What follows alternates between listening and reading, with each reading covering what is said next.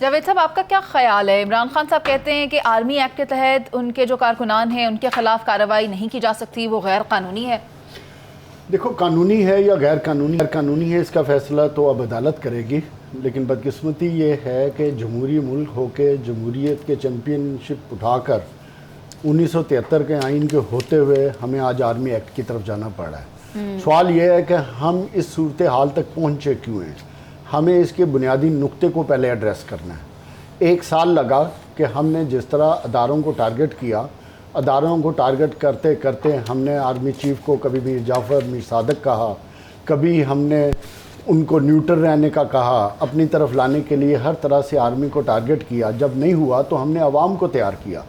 जब अवाम तैयार हुई तो अवाम के अंदर एक जज्बा क्रिएट हो गया, वो एक नज़रिया बनता गया जिसको इमरान खान नज़रिया कहते हैं, लेकिन एक वो नफ़रत वाला नज़रिया बनता गया। उस चीज़ का एक नतीजा था जो 9 तारीख को हमने बहैसियत कौम देखा, जो कि नहीं होना चाहिए था। यह है बदकिस्मती हमारी। हमें ऐसे मसाइल के लिए देखें, जब जमहूरियत होती है तो वो इलेक्शंस होते हैं। इलेक्शन एक ऐसी चीज़ है जहाँ अवाम अपने गुस्से का इजहार निकालते हैं। हमने इलेक्शन से भाग रहे हैं बुनियादी तौर पे। और आज जो सबसे अहम चीज़ है मुनीज़े देखने की, कि चीफ जस्टिस ने जब इलेक्शन कमीशन के वकील से पूछा, क्या आप ये कह रहे हैं कि हम 8 अक्टूबर को भी इलेक्शन नहीं करा सकते, हमने सही सुना या गलत? तो वकील साहब ने फरमाया, आपने बिल्कुल ठीक सुना, हम 8 अक्टूबर को भी इलेक्शन नहीं करा सकते। अब इलेक्शन कराने के लिए हमें हफ्तों की डेट भी नहीं दे सकते। सर, इलेक्शन की बात अभी आप मैं आ रहा हूँ, मैं उसी तरफ आ रहा हूँ। बुनियादी तौर पे जब आप कौम को दबाते हैं, उनके हक छीनने की कोशिश करते हैं, तो वो चीज़ का इजहार होता है। लेकिन सोल्यूशन ये नहीं है कि हम पॉलिटिकल एक्टिविस्ट को पकड़ पकड़ कर मिलिट्री कोर्ट्स में ट्रायल करें। ये हल नहीं है। हल है मसाइल को हल किया जाए जो इस वक्त पाकिस्तान को दरपेश है। सर, कर रहे हैं मसाइल को हल। नहीं, वो आप कह रही हैं ना, जो कौम के हकीकी मसाइल है उसकी तरफ किसी की तवज्जो ही नहीं है। जो मुल्क इस वक्त गवर्नेंस और मईशत की शक्ल में डूब गया है, उसकी तरफ किसी का ध्यान ही नहीं है। कौम को उलझा दिया गया है इंतशार वाली पॉलिटिक्स की तरफ, बल्कि सियासत को तो अब जमहूरियत तो अल्लाह अल्लाह खैर सल्ला ही हो गई है।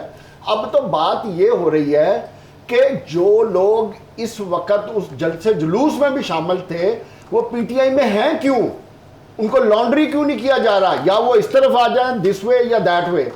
उनके लिए तो रास्ता ही बना दिया ना, मिलिट्री कोर्ट्स का ट्रायल या जो डराने धमकाने वाला काम चल रहा है। ये सर, आप उनके लिए बात कर रहे हैं। हैरत की बात है कि वो खुद जब प्रेस कॉन्फ्रेंस कर रहे हैं तो वो इस तरह की बात का कोई एतराफ नहीं कर रहे हैं। किस चीज का? मैं देखें, जमहूरियत में आइन मौजूद है, कानून मौजूद है। अगर आप आइन पे अमल दरामद नहीं कर सकते, कानून का एहतराम नहीं कर सकते, तो फिर ये आइन पे अमल दरामद तो फिर ये 9 मई होगा। तो फिर आपको नई चीज लाने की क्या जरूरत है? 9 मई होगा। 9 मई के पीछे जो कुछ हुआ हमें उसकी तरफ जाना है। जमहूरियत का मतलब 9 मई, जमहूरियत का मतलब 9 मई नहीं है, लेकिन हमें 9 मई की बुनियाद तो देखनी है ना। उस मसले का हल तलाश नहीं करना, या हमने सिर्फ एक डंडा लेके सारों के पीछे पड़ जाना और उनके ट्रायल शुरू कर देने। बिल्कुल हुआ क्यों है? हमें हुआ क्यों की तरफ जा रहा है? आज हुकूमत के प्राइम मिनिस्टर से लेके वुज़रा तक पिछले 10 दिनों से हुकूमती कामों की बजाय सिर्फ एक काम कर रहे हैं कि इमरान खान को कैसे शर्पसंद, कैसे उसे दहशतगर्द, जो कुछ हुआ है वो रिकॉर्ड पे आ चुका है भाई। कुछ हुआ है वो रिकॉर्ड पे आ चुका है, नहीं है। आप पूरी पार्टी को मुर्दे इल्जाम नहीं ठहरा, रिकॉर्ड पे आ चुका है। ऐसे बहस करने का फायदा कोई नहीं। वो तो आप कह रहे हैं ना, ये मैं सही कह रहा हूं। पूरी पार्टी को तो नहीं आप मुर्दे इल्जाम। बुनियादी तौर पे सर की राय लेनी है। बुनियादी तौर पे एक फैसला हो चुका है और वो फैसला ये है कि पीटीआई को बैन किया जाएगा। बस अब ये सारी चीजों के लिए हो रही हैं, आप ये देखिए। नहीं किया जाएगा। इट्स जस्ट क्वेश्चन ऑफ नहीं किया जाएगा। आज यौम तकरीम शोहदा मनाया गया है और उसमें इस बात का अहद किया गया है कि 9 मई को जो सानेहा बरपा हुआ था वो दोबारा नहीं होगा, और जो उसमें तदारुक तो करना है ना, उसके खिलाफ कार्रवाई होगी। और ये तदारुक का ही तरीका है। तमाम लोग जो उसके अंदर जिम्मेदार थे उनके खिलाफ कार्रवाई की जाएगी और किसी को भी। ठीक है जावेद साहब, एक ट्वीट के ज़रिए मरीम नवाज़ साहिबा जवाब देती हैं जिसमें कि ये कहा गया कि मरीम नवाज़ साहिबा अगर कोई भी हुकूमत जो इमरान खान के ख़िलाफ़ कार्रवाई कर रही है उसकी बुनियादी वजह यह है कि नवाज शरीफ साहब को बाहर भेजा गया, ये वजह है। लेकिन मरीम नवाज साहिबा ने इसका जवाब कुछ यूँ दिया है कि खान साहब जो हैं वो इंतहाई मेंटल डिसऑर्डर का शिकार हैं और मरीम साहिबा इंतकाम इलाही पर बिलीव रखती हैं और जो खान साहब के साथ हो रहा है वो होकर ही रहना था, वो उन्हीं के किए हुए काम का नतीजा है। कोई दो राय नहीं है कि ये जो कुछ हुआ है 9 मई से पहले या जो प्लान चल रहा है वो मियाँ नवाज शरीफ का है और मरीम नवाज की ख्वाहिश का है।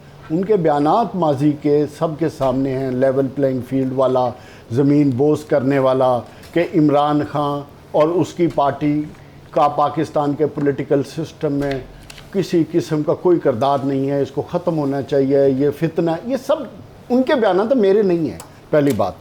दूसरी बात ये है, इमरान खान ने जो बात की है कि ताकतवर हलकों से बात करने की, तो वो बिल्कुल ठीक बात की है। ये वही ताकतवर हलके जिनके सहारे इमरान खान खुद हुकूमत में आए थे और जिन्होंने ही इमरान खान को हुकूमत से निकाला था। ये वही ताकतवर हलके हैं जिनके बारे में शहबाज शरीफ ने कहा था कि मुझे 1 महीने पहले ही प्राइम मिनिस्टरशिप का पता चल गया था। ये वही ताकतवर हलके हैं जिनके बारे में मौलाना फजलुर रहमान ने कहा था कि मैंने जनरल फैज़ की कमिटमेंट पे धरना छोड़ा है।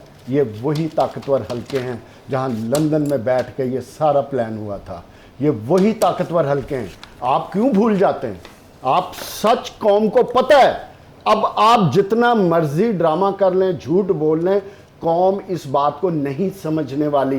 ये 2023 है, ये 1990 या 2000 की दहाई की पॉलिटिक्स नहीं हो रही कि कौम को आप कुछ और दिखाएं और बंद कमरे में कुछ और हो रहा हो। कौम को अब एक एक चीज़ का पता होता है, कौन क्या कर रहा है और किसकी क्या कैपेसिटी है। कौम इतनी अब बेवकूफ़ नहीं रही। तो ताकतवर हलकों से बातचीत करके ही रास्ता निकलेगा।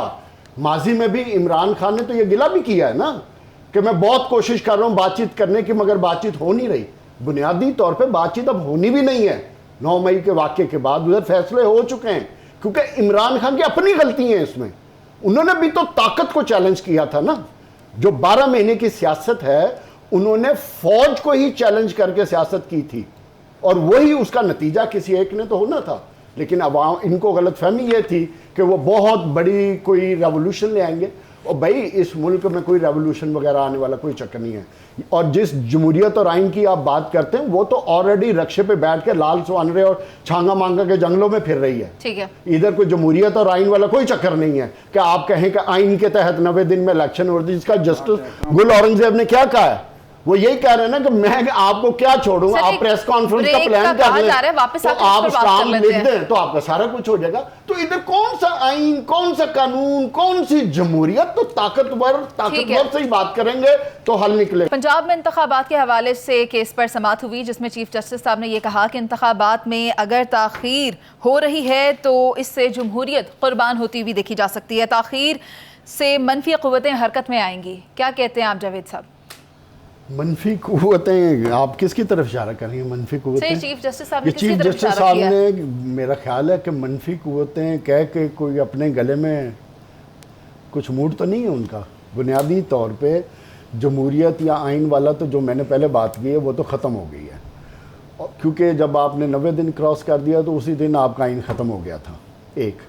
और दूसरी बात, जिस कावानीन और जिस सिस्टम की हम बात करते हैं, जिस गुल औरंगज़ेब ने इजहार कर दिया कि हम कुछ, मतलब बिल्कुल अपने आप को उन्होंने हथियार फेंक दिए कि मेरे बस में कुछ नहीं है, आप प्रेस कॉन्फ्रेंस करें या स्टाम लिखेंगे तो आप निकलेंगे, वरना आप पे केसेस हो जाएंगे। जिस मुल्क में निज़ाम ऐसा बन जाए कि 9 मई से पहले वो मुहब्बे वतन भी है, 9 मई से पहले वो शरपसंद नहीं है, 9 मई से पहले वो बहुत नेक पारसा कानून का पाबंद है, 9 मई के बाद उसके बाद 15, 16, 17, 18 FIR हैं, तो उधर क्या गिले और क्या शिकवे होने और कौन सा कानून होना है, कौन सी जमहूरियत होनी है, कौन सा इलेक्शन होना है? तो वो तो आज आपके जो इलेक्शन कमीशन जिसने इलेक्शन कराना है उसके वकील ने कह ही दिया है कि अब तो हफ्तों की भी बात नहीं है। क्यों?